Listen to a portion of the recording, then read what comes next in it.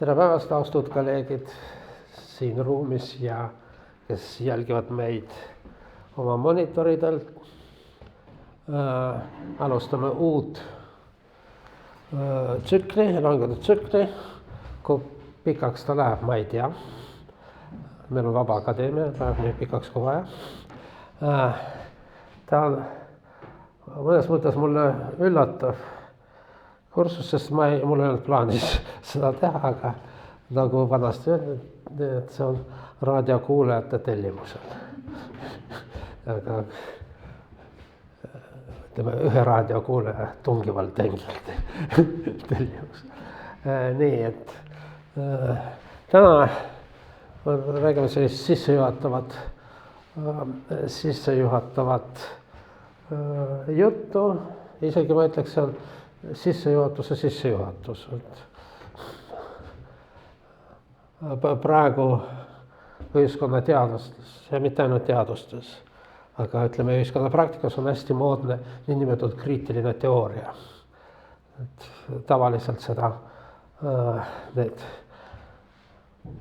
suur osa neid, kes seda väidab enda kohta, ei ole mingit teooriat üldse lugenud, aga see kõlab hästi, et kriitiline teooria. Tavaliselt nad seostavad seda Frankfurti koolkonnaga, neomarksismiga.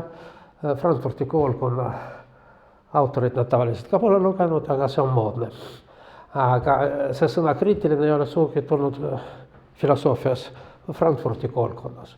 See oli Kant, kes tõi kriitilise analüüsi filosoofias. Et enne seda filosoofiat ma tegelesin metafüüsikaga.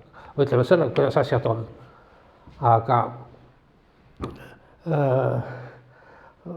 Kant hakkas kõigepealt kritiseerima puhast mõistust.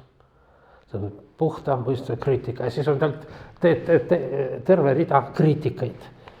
Aga siis 19. sajandil põhilised hegeliaanid hakkasid kritiseerima kriitilist filosoofiat, siis see oli kriitika. Aga Marx ja Engels oma esimese teose, Püha perekond. Teos ei ole üldse hea. Püha perekonna alampealkirja oli kriitilise kriitika. See on niivõrd kriitika kui nüüd mõnitamine. Aga no, Marx järgi kõik on kriitika. Kui te olete võib-olla näinud koolide filmi Held Cäsar, siis seal see peategelane tegi maha marksismi ühe kriitilise märkuga.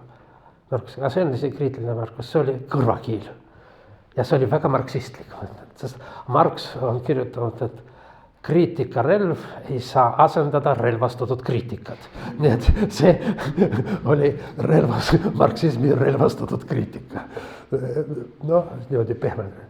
Nii, siis see on see sissejuhatus, millest me täna räägime. Omal ajal möödunud elus, möödunud milleeniumil, isegi mitte viimastel aastakümnetel ma pidasin Eesti Humanitaarinstituudis sellise retoorikalise tsükli. See oli mul 4 semestri peale arvestatud. Esimeses semestris ma rääkisin klassikalisest retoorikast, see, mis tuleneb antiigist. Teine semester, see on strukturalistlik retoorika või seda, mida nimetati tihti neoretoorikaks. 3. semester oli retoorika kõneaktne teooria sellises valguses ja see oli juba suurel määral minu enda konstrueeritud. Ja siis 4. semester rääkisime sellest, kuidas rääkida ja üldse väljendada seda, mida ei saa väljendada. Seda ma nimetasin lõpmatuse retoorika. Nii, aga siis täna meil on sissejuhatus kogu sellele tsüklile. Ma ei tea, kui palju ma sellest kõigest räägin, aga vähemalt natuke tahan rääkida igast asjast. Ja täna meil on siis sissejuhatus klassikalisse retoorika. Põhilised allikad on internetis olemas. Aristoteles on nii inglise kui eesti keeles. Eesti keeles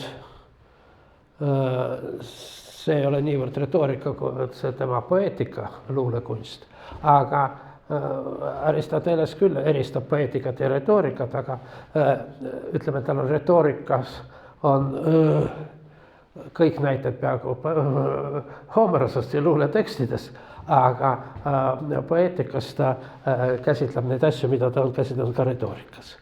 Aga üks parim ülevaade on Stanfordi filosoofilises entsüklopeedias. Üldse see on väga allikas, see Stanfordi filosoofiline entsüklopeedia ja ütleme, Aristotelese retoorika on siin esitatud no, ütleme, palju lihtsamalt, süsteemsemalt ja põhjalikumalt kui Aristotelesel. Nii, Cicero, niisiis Aristoteles Kreeka, Cicero Rooma kõnekunst. Seda ma internetis ei leidnud, aga ta on eesti keeles olemas. Väga kasulik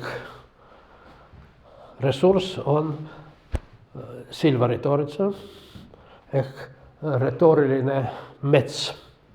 Ma natuke peatun selles. See on see esimene lehekülg, kui te avastate. Siin on retoorika teemad, aga siin on indeks. Kui teil on vaja mingisugust konkreetset asja vaadata, siis klikite sinna. No vot, näiteks praegu me klikkisin selle veendumuse.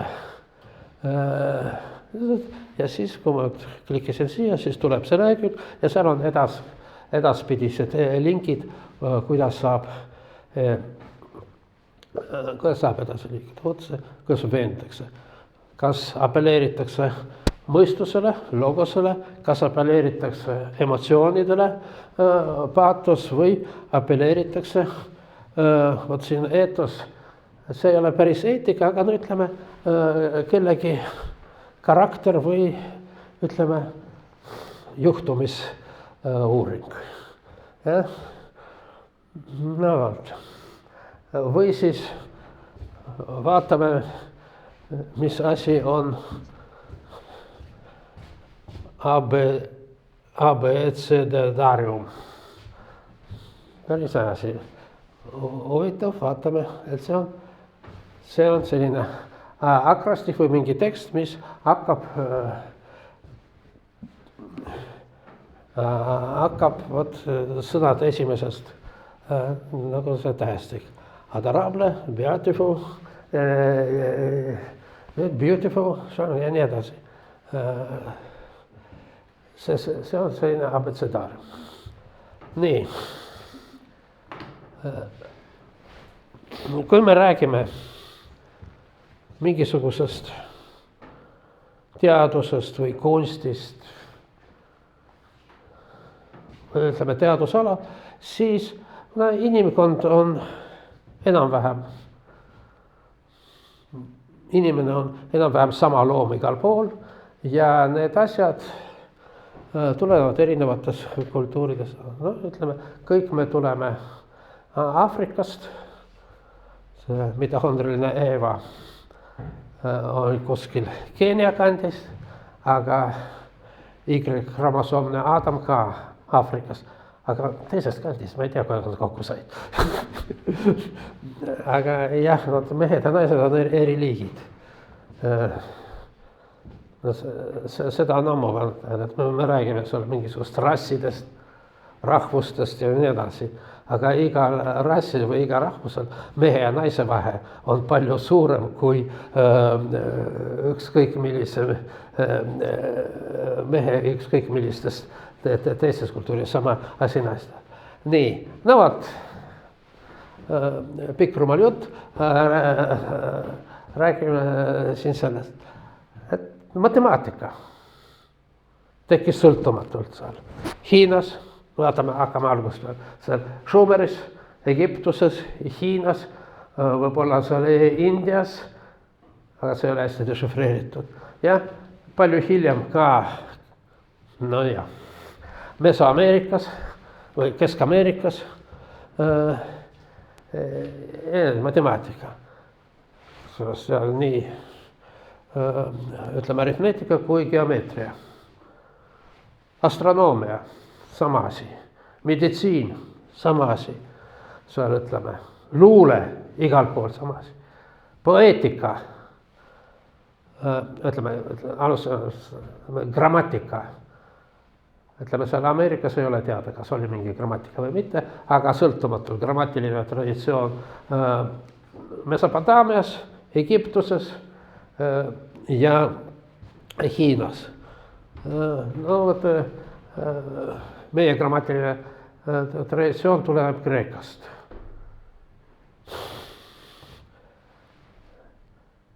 nagu paljud teised asjad, jah. Vot näiteks meil on vaja luua nüüd lõpuks korralik eesti keele grammatika. kuidas me teeme? no selge, kuidas me teeme. me võtame mitte päris hea grammatika ja parandame ära, jah. aga vot ütleme, Henry Stahl ja teised kirjutavad esimese eesti keele grammatika. mida nad võtavad? mingisugust halba eesti keele grammatikat ei ole.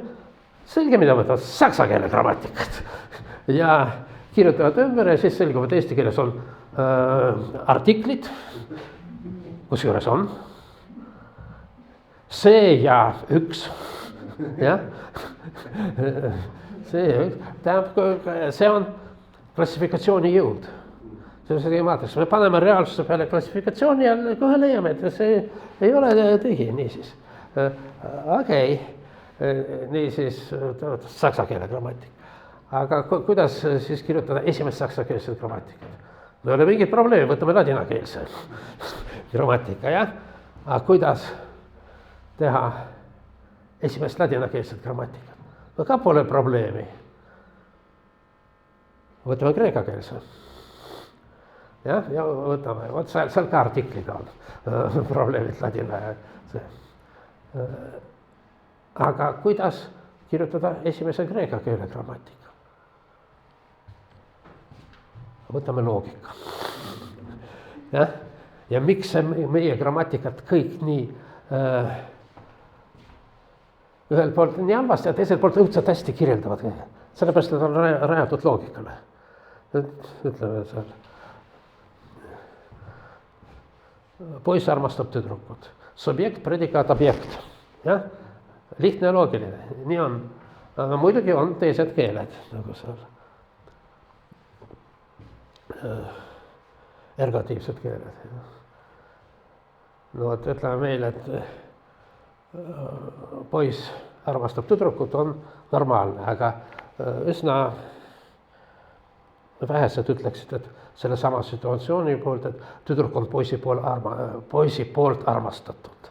aga on keeled, kes niimoodi mõtlevad. ja neid ka püüti selle kreeka protrustusel. see loogika. loogikad on erinevad. ütleme, India grammatika oli ka rajatud loogikale. aga see oli India loogikale, budistlikule loogikale. Panini grammatikat, kui me vaatame meie praeguse pilguga, tundub, et no praeguse pilguga me saame aru, et see on väga tegija. aga ütleme kuskil mõne tagasi, täiesti süsteemitud reeglid. aga siis saadi aru, et need ei ole reeglid, need on algoritmid. ütleme, see on nagu programm ja seal, mis järjekorras need reegleid rakendada, on ükskõik. ja ütleme, strukturalistlik keeleteadus taasavastas selle Panini grammatikat, aga see oli täiesti teine loogika võrreldes kreeka omaga. niisiis, grammatika, aga tekib ka väga paljudes kohtades sõltumata teineteisest. ja siis tekib ka poeetika, et kuidas grammatikas tekib poeetika, mis kindlab, kuidas väljendada ja luua luuletusi. ma niimoodi praegu ütlesin, aga viimased viimase aja uuringud näitavad pigem vastupidi, et alguses oli poeetika ja siis sellest ekstrageeriti grammatika. Sest kõigepealt, et kuidas luua kunsti ja siis avastati, et kunsti aluseks on keel. Niisiis, need on kõik universaalsed asjad. Aga on mõned asjad, mis tekkisid ainult Kreekas. Ja üks nendest on retoorika. Mitte kusagil maailmas retoorikat ei tekkinud. Jah. No, minu meelest üks teine asi, mis tekkis ainult Kreekas, oli filosoofia. Aga siin praegused filosoofid, eriti need, kes on selle kriitilise koolkonna poolt, ütlevad, et ei, see on universaalsed ja need seal mingisugused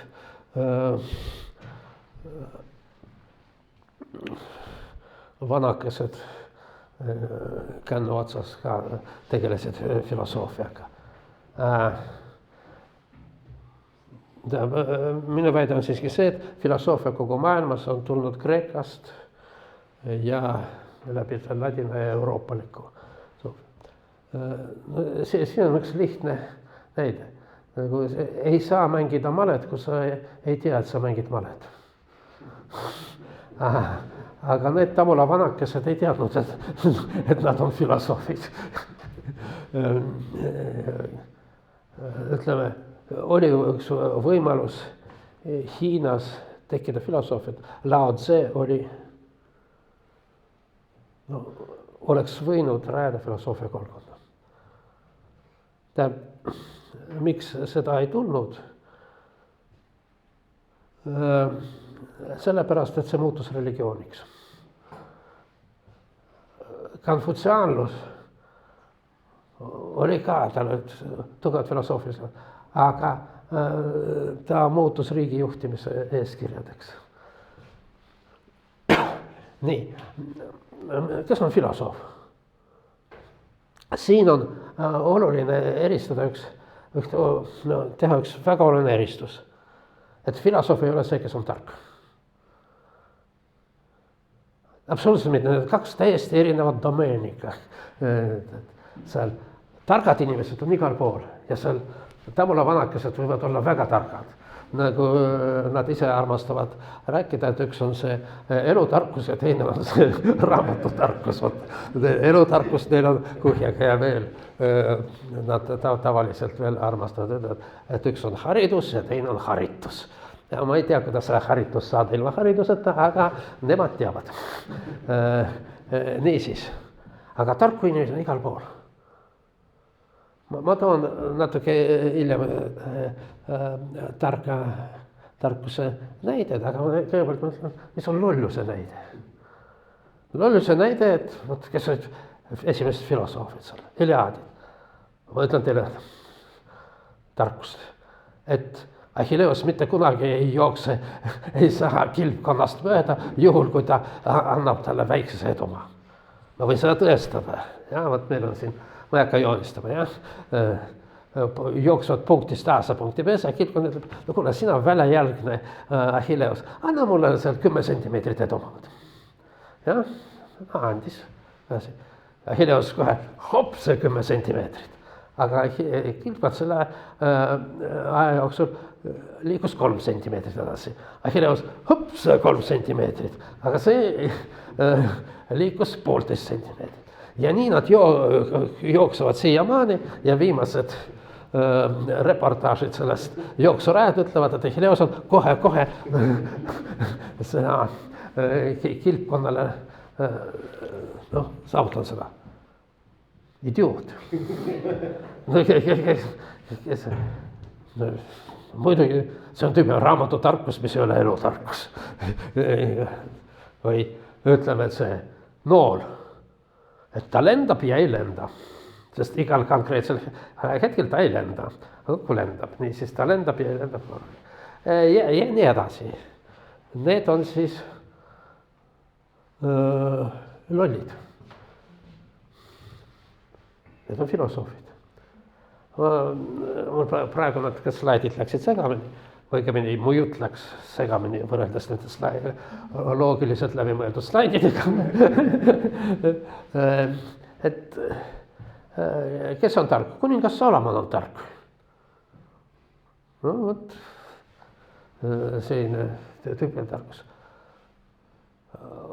Või sealt tulevad tema juurde kaks naist, ütleb, see on minu laps, teine ütleb, et minu laps, tema võtab mõõga ja ütleb,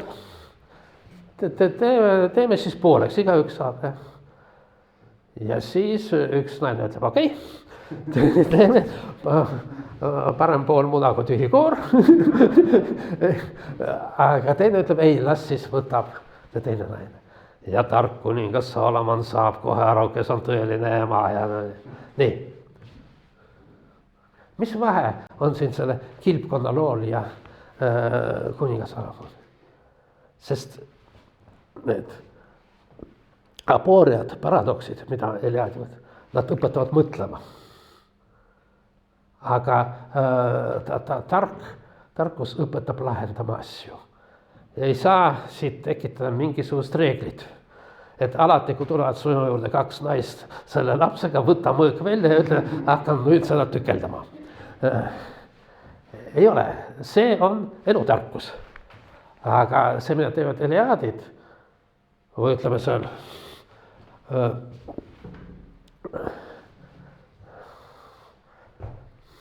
Diogenes käib laternaga mööda Ateenat, mida sa teed, otsin inimest. Jah? Nad õpetavad mõtlemist, nad esitavad sellist võimatut olukorda, mis paneb sihtpunktis mitte asjad ise, aga see, kuidas me neid näeme, kuidas me neid. Niisiis, mul on üldse plaanis rääkida filosoofiast, aga räägime retoorika. Retoorika tekkis Kreekas ja me täna ka räägime, miks. Aga kui me ütleme Kreeka, siis tavaliselt me kujutame ette, vot siin. Aga Kreeka ei olnud üldse selline asi. Kreeka olid linnad, linnriigid, kolooniad ja vot siin selle kaardi peal on ära märgitud punased Kreeka linnad ja kolooniad. Hispaanias, Krimmis, muide seal president Putin ütles, et Venemaal on Krimmi ajalooline õigus, et seal vürst Vladimir Korsunis, Hersonessas lasi ennast ristida legendi järgi. Ja? Aga üldiselt kreeklastel on ajaloolised õigused Krimmile palju suurem, rääkides siis sküütidest, paljudest teistest ja lõpuks tatarlast. Nii, aga vot need linnad, kusjuures linnades olid väga erinevad väga erinev ühiskondlik kord. Ja kui me vaatame, kus tekkis filosoofia ja ka retoorika, siis ta tekkis mitte siin esimesed, aga niinimetatud Suures Kreekas, Magna Greekia, see tähendab Sitsiilia ja lõunapoolne Itaalia. Neapolis, uus linn, uusi kaupungi. See on väga paljudes kohtades, linna nimi on uus linn. Nii, vot kui ma käisin seal ühes konverentsis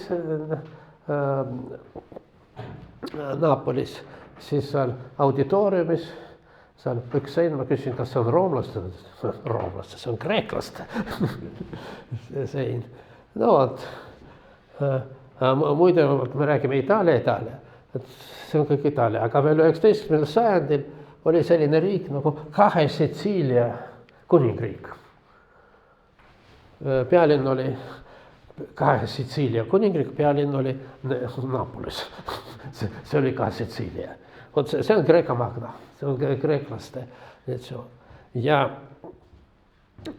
ka see, ütleme siin, Sitsiilia ei olnud suugi üks ja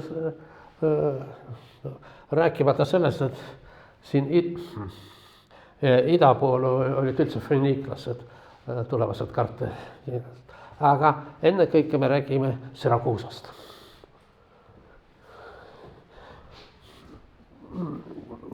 Selle kreeklaste koloniseerimine algas kuskil 8. sajandil, siis võim stabiliseerus ja 5. sajandil tekkis türannide valitsemine. Sõna türann tavaliselt tähendab eesti keeles, see tähendab halb inimene, isa, kes türanniseerib lapsi näiteks või see türann, aga kreeka keeles see oli hoopis midagi muud. See tähendab valitseja, kes ei olnud valitud. Aga ka mitte kuningas, see oli valitseja, kes kuidagi sai. No tihtipeale teda kutsuti valitsema.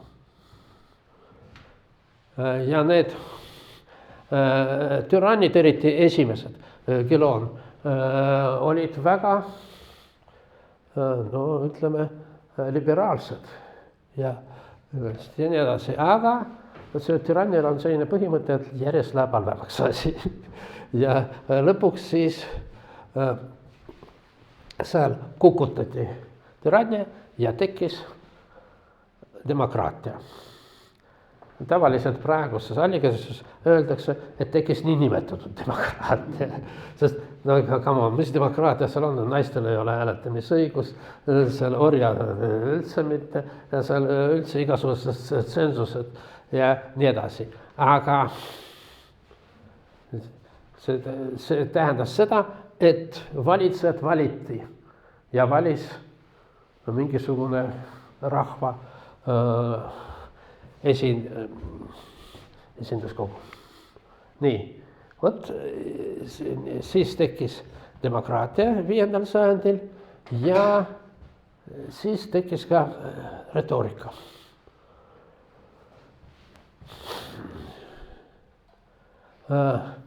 Tekkis demokraatia. Mis asi on demokraatia? Demokraatia on igasugused segadused. Kui oli türannia, siis oli kord majas. Aga nüüd, kui türannia kukuti, siis selgus, et siin on tehtud tohutud ülekohut selle türannia ajal. Ja enne me saime sellega elada, aga edasi me sellega üldse ei taha leppida. On vaja taastada kodanike poliitilised õigused ja mida türannid tegid, seal nad muutsid maaomandi piirid. Ütleme, seal Tammsaarel, kui me loeme, ka tavaline asi, et see piirikivi on ümber tõstetud. Ja siis pärast, need on kõige vanemad sõjad seal Kreekas. Aga Eestis on päris raske, see kivi on esiteks suur ja sügaval, aga see kivi ei ole sügaval maal, see lihtsalt ümber tõsta. Ja sellega tegutses. Nii, okei. Aga kuidas meie taastame õiglust? Õiglane seis oli see, mis oli enne. See on selline väga levinud, mida me teeme, et enne oli õiglane, siis rikuti ära, nüüd vaja taastada. Aga kuidas me seda taastame? Mingid retoorika sündis suulises kultuuris. Ja? Meil dokumente ei ole. Aga vot, seal üks tamulavanak ütleb, et ma mäletan, et see kivi oli seal, aga teine seal ütleme, võsulavanak ütleb, et ei hoopis oli siin. Nii, seda tuli vaidlustada ja kohtus. Ja kohtunik või kohtunikud pidid otsustama, kelle argumendid on veenvad. Veenvamad. Ja nüüd selgus selline kurb lugu, et argumentide veenvus sõltub kahest asjast. See tõest ja sellest, kuidas see on esitatud. Ja järjest rohkem asi kaldus selle teisele poole. Et võitis see, kes paremini rääkis. Ja Siis tekkis vajadus seda, selgus, et tuleb õppida. Molière'i komöödias Kodanlase saadlimees Jourdain tahab abielluda aadli naisega, aadli preiliga, aga selleks ta peab natuke ennast harima. Tegelikult peenveljale tuleb kirjutada kiri. Ja ise ta kirjutada ei oska, ta on siis selline suli õpetaja. Ja see õpetaja küsib, et kuidas me kirjutame seda, kas luules? Ja ei, ainult mitte luules. Siis järelikult proosas, ei, mitte proosas. See. Aga siis, et teisiti ei saa. Kas luule või proosa? Aga siis, kuidas mina räägin? Proosa. Selgus, et ma kogu elu räägin, olen rääkinud proosas. Nii, aga siis, et proosat tuleb ka õppida. Nii, õppame nüüd Sitsiiliast Ateenasse, sest põhisündmused on seotud Ateenaga, äkki me tuleme veel korra Sitsiiliasse tagasi. Vabandust, ütleme, et ka filosoofia, need Eleadid, see oli Sirakuusa, see oli Elea, selline, kus oli see filosoofide koolkond. Nii, Solon, mõnikord peetakse isegi sellise demokraatia isaks, ehkki ta ei olnud. Ta ei olnud üldse demokraat. Seda ei saa öelda, et üldse ei olnud. Sest seal Ateenas olid erinevad parteid, ta kindlasti ei olnud aristokraatliku partei.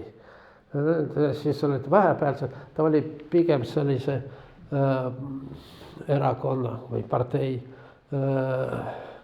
juht, kes esitas kõige demokraatlikumad jõud. Aga, ja teda valiti sisuliselt riigipeaks, selline riigipea. Aga ta on niinimetatud üks 7 targast. Teda valiti arhooniks. Eesti keeles tavaliselt kirjutatakse arhont, ma ei tea miks. Aga ma tean miks, sellepärast, et vene keeles oli arhont. Ei olnud? Kuidas? Okei, aga see on arhoon. Jah. No vot, ta oli tõesti väljapaistev inimene, üks 7 targast, aga mitte filosoof. Sest üks 7 targast, ta oli riigimees, poeet, seadusandja ja pärast seda, kui ta sai kõige tähtsamas kohas Ateenas, viis läbi oma reformid, siis ta ei läinud pagandus, aga läks ära. Läks reisima. Täna see riigi juhtimine, üldse see karjäär on talle tähtis. Tahtis maailma näha. Reisis, enne surma tuli tagasi Ateenasse. Nii, mis ta tegi? Meie jaoks on kõige olulisem. Solon lõi Soloni seadused. Ma ütlesin, et kõik grammatikad tulevad kreeka grammatikas, kõik seadused Euroopa Liidus ja Põhja-Ameerikas tulevad läbi, see on väga oluline vahe on see Rooma õigus. Aga Rooma õigus on tulnud ka Ateena õigusest. Ei saa öelda, et enne seda seadusi Ateenas ei olnud. Olid. Aga mis asi on seadus? Seadus on see, mis ütleb, et mida ei tohi teha. Üldiselt ka enne ka teati, et mida ei tohi teha. Ja. Olid erinevad seaduse traditsioonid Ateenas. Kõige enne Solonit oli need seadused, mida nimetati draakonlikeks. see on päris hea nimetus. Tegelikult see oli mees, kelle nimi oli Draco. Aga, ja need seadused olid võrreldes paljude teistega palju pehmemad. Aga drakoonlikud seadused olid Ateenas. Spartas seadusandja oli Lykurgos.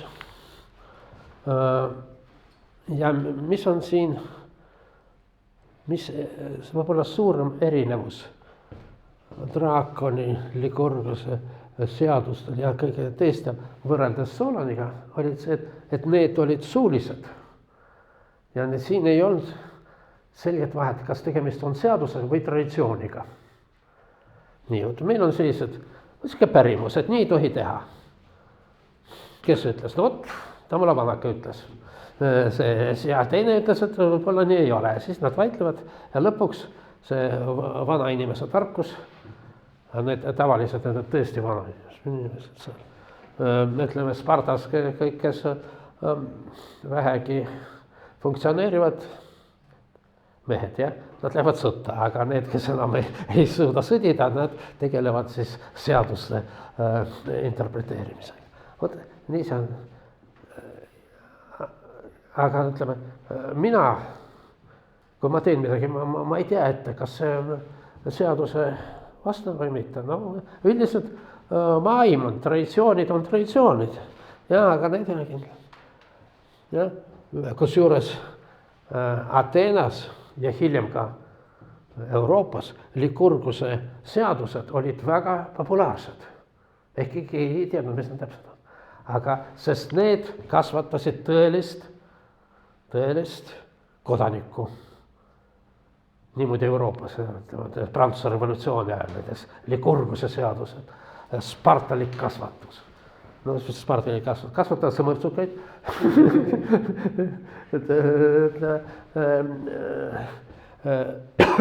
Aga tõeline mehikus. Aga neid seadusi keegi ei tea. Me ei saa öelda, et Lykurgose seaduses on selline säte. Ei tea.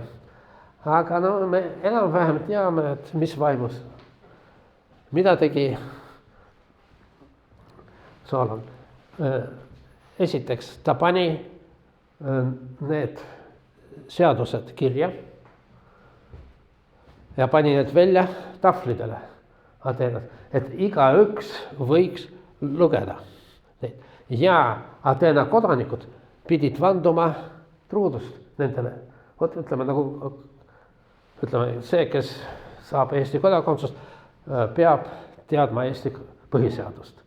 Aga see, kes on sünnijärgne Eesti kodanik, ei pea teadma. Nii, aga siin kõik ateenlased peavad, et nad täidavad. Ja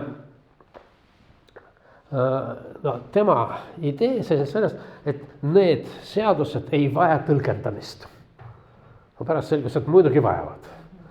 Kui palju neid seadusi on, räägiti, et need on puidust tahvlid, ei ole säilinud muidugi. Et ta lõi, et temale omistati 100 seadust. Hiljemates allikates selles Soloni seaduste hulk suurenes kuskil kuni 300. Aga millele ta rajas need seadused? Samamoodi nagu grammatikat, loogikale. Seadused on loogilised ja filosoofilised. Mitte kuningas Solomoni seadus, aga need Eliadide seadus. Nii. Ja see oli ainulaadne sündmus maailma ajaloos. Seadused on rajatud ratsionaalsel alusel ja nad on rajatud inimese poolt. Sest kõik need pärimused, kõik teised seadused on tulnud kusagilt mujalt. Kus on tulnud? No vot, vana inimesed räägivad. Aga rohkem vot siin on mul see kuningas Saalomon. Aga, ja see laps, aga seda juttu ma juba rääkisin. No, kuningas Saalomon näitas mitu korda oma erakordset tarkust, aga üheski sellest ei saa tuletada reeglit. Nii, võtame Hiina. Niisiis, see on enne Konfutsiust. Kohtunik Di on hästi populaarne ka praegu massilises kultuuris. Suurel määral tänu Robert van Gulikile, kes kirjutas mitu kriminulli žanris raamatut kohtuniku Di transiteerida tavaliselt Di Rengier, aga tegelikult oli Rengier, midagi sellist. Okei. Mida tegi Van Gulik? Ta võttis need vanad Hiina raamatud, mis on hästi pikad emaksed, ja tegi nendest moodsad kriminaalid. Mida ta jättis välja? Sest et alati seal, kui asi oli hästi keeruline, siis seda lahendati lihtsalt. Kutsuti välja surnud hing ja tema ütles, kuidas asjad on.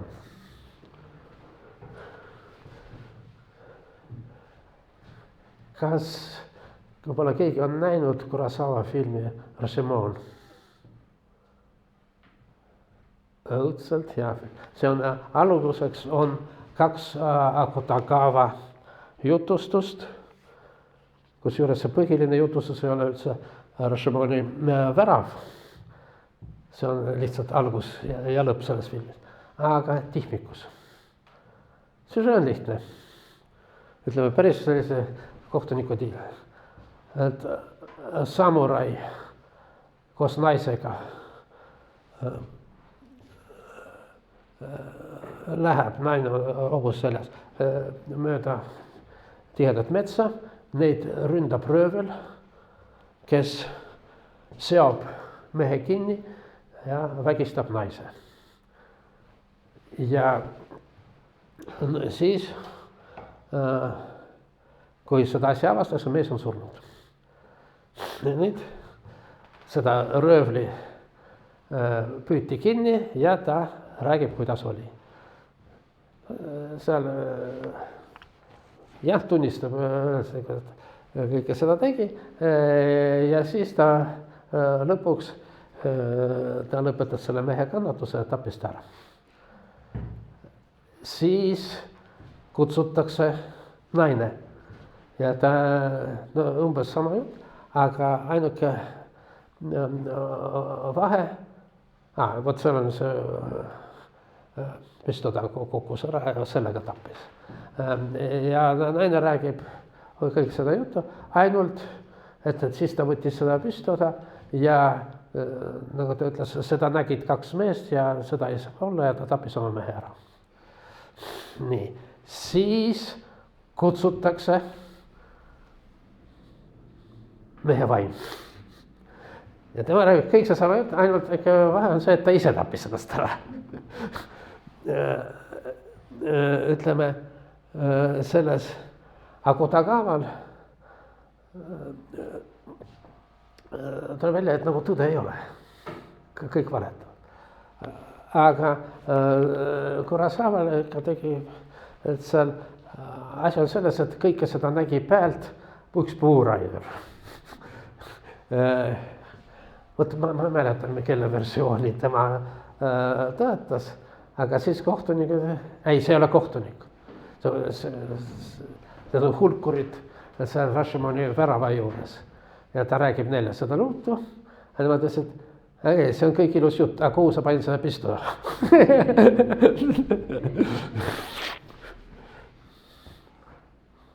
Aga võib-olla see isegi oli nii, et see puuraidur ka tunnistas, et tappis selle. Nii, oota, üldiselt see kohtunik Di lugudes on nii, et surnud ei valeta. Nemad lahendavad. Mida tegi Van Gulik, ta jättis kogu see müstika välja ja on selline Sherlock Holmes kohtunik. Ta on kohtunik uurija. No tal on teine vahe. Kui ta ei saa päris hästi teada, kuidas asjad on, ta laseb seda piinata. Muuseas,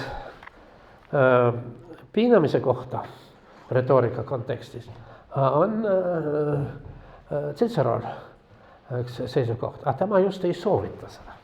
Sest seal on kaks võimalust. Esiteks, et see võib olla nii sellise nõrga moraaliga inimene, et tunnistab kohe üles kõike, mida temal tahetakse, aga mitte see, kuidas tegelikult oli. Ja teine ka halb variant on see, et ta on moraal on nii tugev, et ta üldse ei tunnista. Niisiis, see on muuseas huvitav asi, et ülekuulamine käib ka retoorika praktikasse.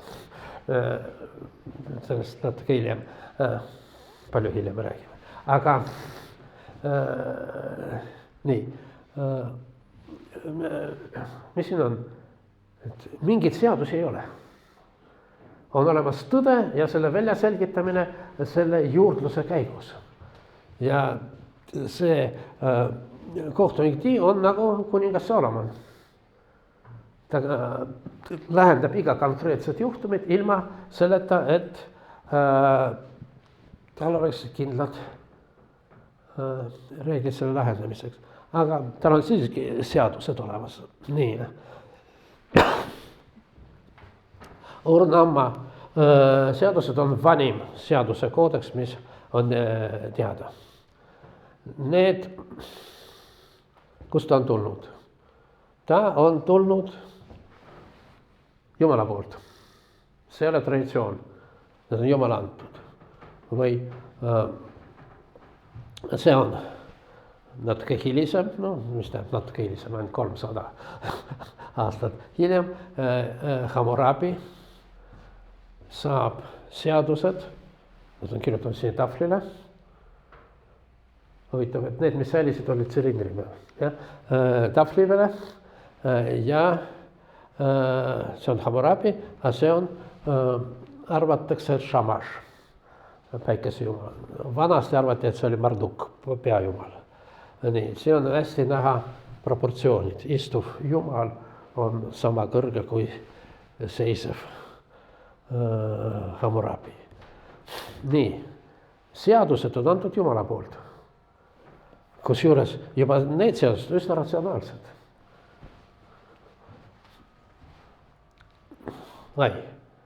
Nii, siin mul peaks olema üks slaid, kuidas Jahve annab seaduse tahvlit Moosesele. Jah?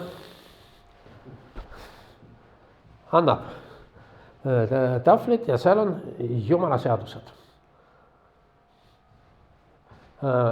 Miks nad sellised on? No, Puškinil oli probleem, miks ma ei tohi oma ligimese naist himustada. Aga seal isegi, sa ei tohi himustada seal võõrast puduloojust. Siis sa ei tohi tappa, sa ei tohi igasest asja. Aga miks ei tohi olla figuratiivne kunst? Miks ei tohi sealiha süüa? Vot, ei tohi kõik. See on Jumala käsud. Nagu öelda Šveitsis lõuad pidada ja edasi teenida. Vot, need Soloni seadused on roige ja neid võib muuta. Seal oli ka protseduur, kuidas seadus muuta, sest nad on inimlikud seadused. Inimene on neid loodud ja inimesed võivad vastavalt praktikale vajadusele neid muuta. Aga ütleme, Jumala seadusi, tegelikult on muudetud. Et sul peab olema see puhkepäev, laupäev, šabat. Aga siis kristid arvasid, et me teeme puhkepäeva pühapäeval. Ja see, ja seda siis interpreteerida, see ei ole muutmine, see on veel parem täitmine. jah, aga no miks? jah, üldse ei ole seal, üks asi on seletatud. Miks ei tohi piima ja liha toitu, vot cheeseburgeri miks ei tohi teha. No see oli juba sealiha, aga ütleme, mitte mingil juhul ei tohi piima ja liha tooteid koos. Muuseas, viimasel ajal sellised, ma ei tea, kas gastronoomilised või gastromeditsiinilised uuringud näitavad, et sellel on oluline põhjus, aga seda seal ei ole. jah. Nii et praegu ka Euroopas paljudes köökides hoitakse eraldi need nõud, piima ja liha ja nuga isegi ja lõikelaud. Nii, okei. Aga see on ainuke asi, mida seletati, mida Jumal seletab. Ja ma ütlen teile, miks. Sest sa ei tohi kitsed alle keeta tema ema piimas. Sellepärast. No nüüd on selge pilt. See on täiesti teine traditsioon, täiesti teine maailmavaate, mis tekkis siin. See ei olnud veel demokraatia. Aga tavaliselt me saame niimoodi, et tekib demokraatia ja siis tekib õigusriik ja demokraatilised seadused. No vastupidi, alguses oli õigusriik ja siis demokraatia oli üks õigusriigi vorm.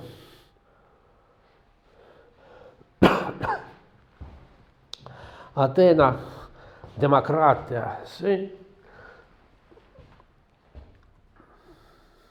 Kleisthenes oli esimene demokraatlik, ütleme nii, ei saa öelda riigipäev, ta oli demokraatlikult valitud ja teda loetakse esimeseks Ateena demokraatlikuks valitseja. Ta oli türannide suguvõsast. Tema vanaisa oli türann ja ta ise oli Aigmajoonide suguvõsast, mis olid aristokraatlik, suurim suguvõsa, tähtsam suguvõsa. Tema mitte lapse, aga lähedane järeltulija oli Alkiviades. See, keda me tunneme enne kõik Platoni dialoogist Symposium. Aga Alkiviades ta oli tõesti mõnda aega Sokratese õpilane, aga pärast ta oli aristokraatliku partei juht, sõjaväelane, reetis.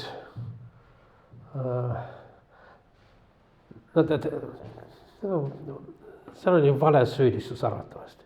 Arvati, et tema koos oma pättidega, kõik pätid on parimatest aristokraatlikust perekondadest, lõhkusid Hermest. Herma ei ole oluline, see on Hermese kuju, sellest võib pikalt rääkida, aga need olid pühad kujud ja siis mingisugused pätid ei juua täis arvatavasti, öösel lõhkusid. Ei ole üldse kindel, et Alkiviades oli nende hulgas, sest kui teda süüdistas, siis ta ütles, et ta tuleb kohe kohtusse. Aga ootame ära sõda, sest Alkiviades ämmelega tuleks kohtusse, aga tal on sõjavägi tema juures. Nii et kõigepealt ta läheb sõjib Spartaga ja pärast seda, kui ta sai seal Spartast lüüa, siis saadeti talle kohtukutse. Ta põgenes Spartasse ja juhtis edukalt Sparta vägesid Ateena vastu hiljem. Aga see on kõik hiljem. Tema sai, kui türannia oli kukutatud Ateenas, tema sai esimene demokraatlikult valitud valitseja, kusjuures alguses isegi ei peetud silmas, et tema muudab oluliselt Ateena korda. Aga tema tõi läbi demokraatlikud reformid, taastas Soloni seadused ja omandirestitutsioon. See on esimene demokraatlik värk, sest türannidel on selline komme, et nad omandiga üsna vabalt käituvad. Siin ka sama asi nagu Sitsiilias. Nii, aga tema tõi veel sellise väga olulise aspekti. Kui lugeda Eesti sotsiaalmeediat, Eesti sotsiaalmeedia üsna kriitiliselt suhtub Eesti riiklusesse ja Eesti riigi korda, ja eriti Eesti valitsejad, Eesti parlamendi. Ja üks põhiline asi, mida nõutakse, tagasivalimine. Praegune valimissüsteem ja praegune konstitutsioon seda ei luba. Aga Cleisthenes seda praktika ei viis sisse. Seda nimetati astrakismiks. Astrakon on kild.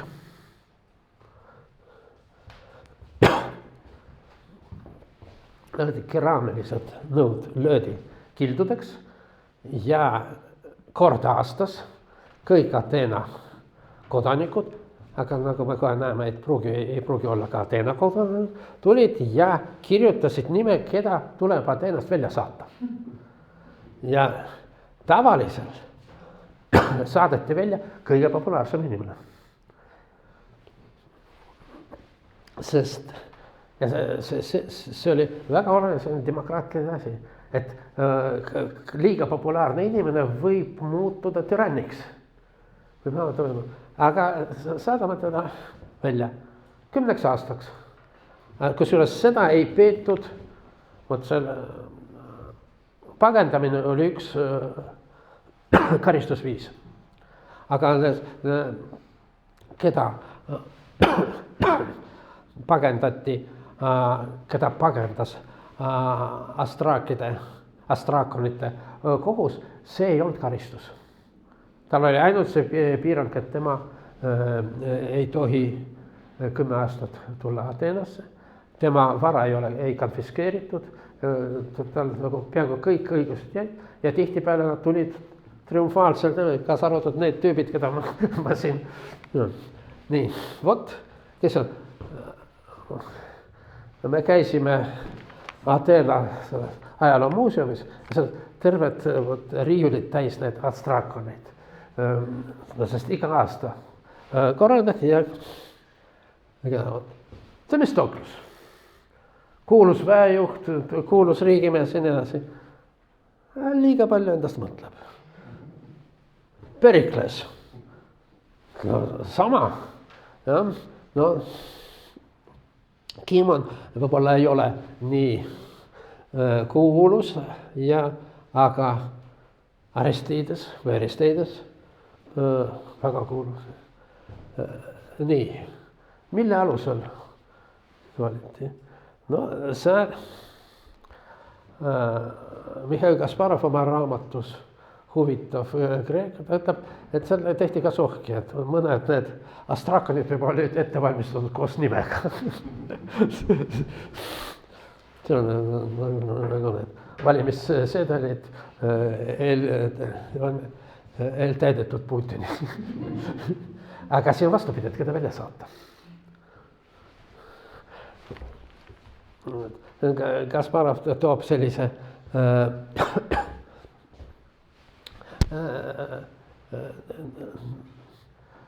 see on väljapaistev raamat, see Köitev Kreeka, kahju, et teda eesti keeles ei ole. See on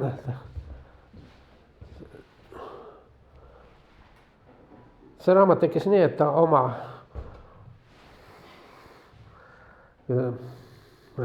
õe tütrele rääkis Kreekast ja see lood olid nii huvitavad, et neid pandi kinni. Noh, umbes nagu Karupoeg Puhh oli räägitud Christopher Robinile või Alice Imedemaal. Nii, aga vot ütleme, Kasparov, ta ei ole nii andekas inimene, et mõelda välja midagi huvitavat. Ta rääkis kreekast. Ja mis see raamat? Ta ütleb, kui lugeja küsib, kas tõesti oli nii? Ja siis ta vastus oli ja ei olnud. Aga see on nii, kuidas kreeklased teadsid. Ja ta nagu sukeldub kreeklaste maailma, aga seal aeg-ajalt ta viitab ka uusimat teooriat. Vot, kaks väljapaistvat ateenlast, Aristides ja Themistokles, nende vahel siis pidi otsustama, kes jääb võimule, keda saadeti välja.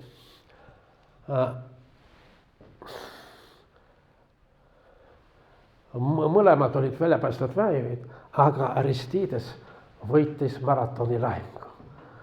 Ja Themistokles elu lõpus rääkis, et Aristides see maratoni võit ei anna talle rahu. Mõlemad olid väljapaistvad inimesed, Aristides oli aristokraatlikum, Themistokles oli esiteks vaene ja teiseks harimatu.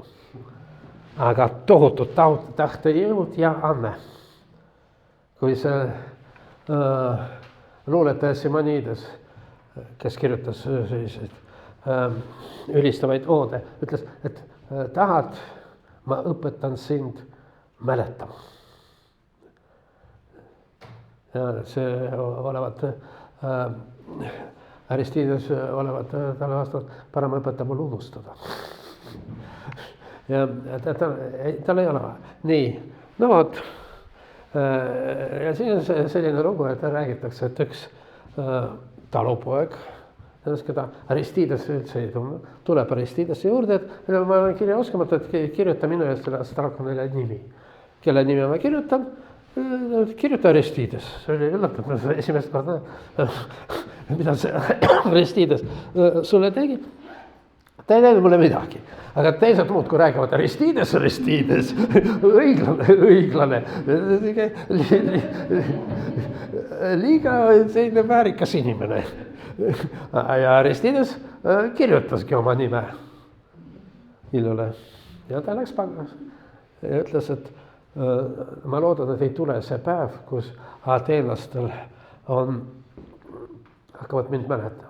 See päev tuli üsna ruttu ja teda kutsuti üles, sest oli vaja sellist väejuhti. Aga vot see on tagasikutsumine.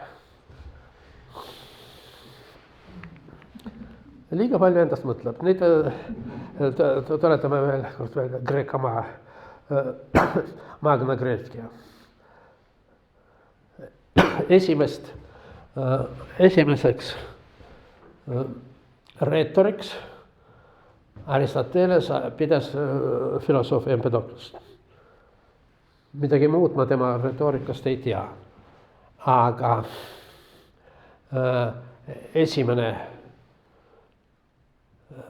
retoorikaõpetaja, kelle kohta me teame, oli Koraks ja ta lõi retoorikakooli.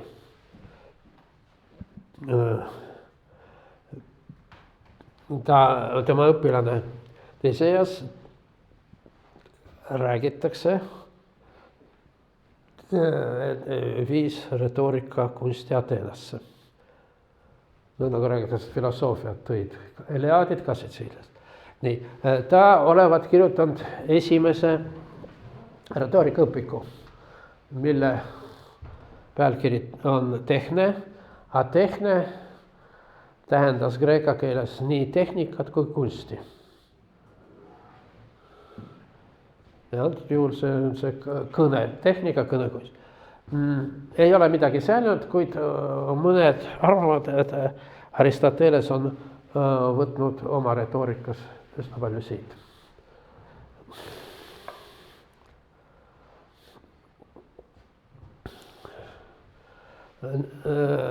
Koraks ja Teseas hakkasid süstemaatiliselt õpetama, kuidas kõne on üles ehitatud ja kuidas argumentatsioon peab ka olema üles ehitatud. Nendest asjadest me räägime järgmine kord. Nii, teate, võib-olla sellega me täna lõpetame. Kuidas siis seda kõnet üles ehitada ja nii edasi, sellest räägime juba järgmine kord. Ja retoorika koolkondadest. See on ikka eelloo eellugu.